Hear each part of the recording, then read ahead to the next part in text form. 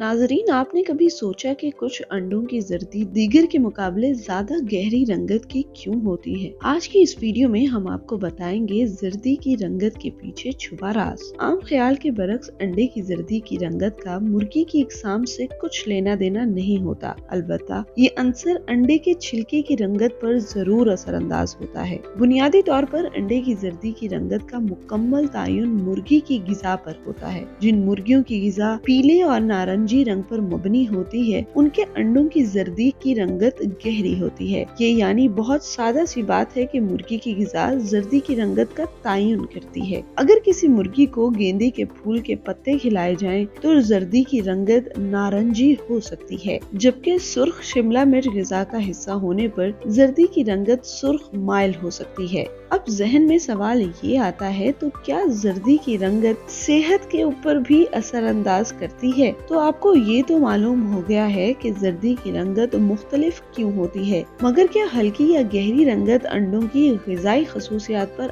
असर अंदाज करती है? ये जानकर आपको हैरत होगी कि ऐसा कुछ नहीं होता। जर्दी की रंगत जैसी भी हो, उसमें प्रोटीन्स और चिकनाई की मिकदार यकसा ही रहती है। अलबत्ता गहरी रंगत वाली जर्दी में मुमकिना तौर पर विटामिन्स की तादाद कुछ ज्यादा होती है और कोलेस्ट्रॉल लेवल भी कम हो सकता है, मगर इस हवाले से ठोस तिब्बी शवाहिद अभी तक सामने नहीं आए हैं। और हाँ, एक दिलचस्प बात ये है कि कुछ लोगों का दावा है कि जर्दी की रंगत जितनी ज्यादा गहरी होगी, अंडे का जायका उतना ही अच्छा होगा।